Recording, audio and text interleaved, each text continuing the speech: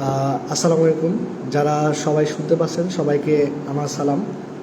আশা করি ভালো আছেন।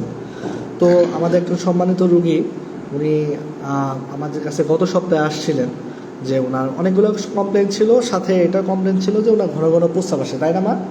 ঘন ঘন প্রস্রাব আসে। তো আমরা ওনাকে অনেকগুলো টেস্ট দিয়েছি, সাথে প্রস্রাব টেস্ট দিয়েছিলাম।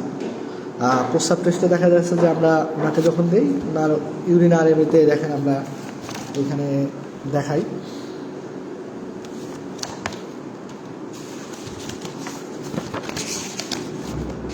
ইউরিন আরএমিতে পার্সেল দেখেন যে 17 থেকে 48টা ছিল। পরে আমাদের রুগী খুবই ভালো, রুগীকে আমরা বুঝে বলি যে আপনার এখন একটা কালচার টেস্ট লাগবে, যে আপনার শরীরে কোন আপনার প্রস্রাবে ইনফেকশন কোন জীবাণু দ্বারা হয়েছে, এটা করার জন্য আমরা আপনাকে সিএস করতে দেই। উনি এতই ভালো যে উনি আমার কথা শুনছেন। দেখা গেছে যে একটু গ্রামের দিকে এই মানে রুগীরা এই কালচার টেস্টগুলো করতে চায় না, একটু টাকা বেশি লাগে, কিন্তু করলে রুগীর জন্য ভালো। দেখেন, আমি বলছি যে দেখেন কোন জীবাণু দ্বারা আপনার প্রস্রাবে ইনফেকশন হয়েছে। এই যে দেখেন ইকোলাই নামে আমি দেখাই দিতেছি, এই যে দেখেন, এই যে ইকোলাই দ্বারা জীবাণু হয়েছে। আবার দেখেন কোন কোন শরীরে ওনার অ্যান্টিবায়োটিক পাস করে, কোন কোন করে না। দেখেন এই যে লাল কালোদের মার্ক করছে অ্যামোক্সিসিলিন, সিপ্রোফ্লোক্সাসিন, তারপর আরও আছে ইরাইথ্রোমাইসিন, সেফালেক্সিন, এরকম অ্যান্টিবায়োটিক ওনার শরীরে কাজ করে না। উনি এটা জানতে পারলো।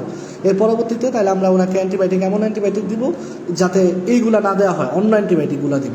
অ্যান্টিবায়োটিক কেন নর্মালি রেজিস্ট্যান্স হয় আপনারা মানে জানবেন যে অ্যান্টিবায়োটিক রেজিস্ট্যান্স হওয়ার অন্যতম নিয়ম হচ্ছে ঘন ঘন যারা অ্যান্টিবায়োটিক খায় এবং কোর্স কমপ্লিট করে না, ডাক্তারের পরামর্শ ছাড়াই নিজের অ্যান্টিবায়োটিক খায়, দু একদিন খেয়ে ছেড়ে দেয়, তাদের শরীরে এরকম অ্যান্টিবায়োটিক রেজিস্ট্যান্স হয়।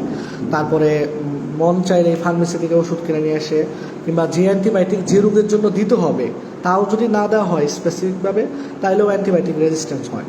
এছাড়া আমাদের এখন কৃষিকাজে অনেক কাজেই এইসব কেমিক্যাল ব্যবহার করা হয় ওইসবের জন্য।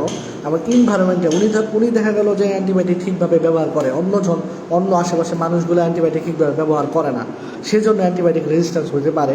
তো আপনাদের এগুলো মেনটেন করতে হবে, যাতে ডক্টর যেভাবে দেয় ওইভাবে আপনাকে অ্যান্টিবায়োটিক পরামর্শ গ্রহণ করতে হবে। এবং বাকিটা ইনশাল্লাহ আপনাদের বলব। সবাই ভালো থাকেন। আসসালামু আলাইকুম।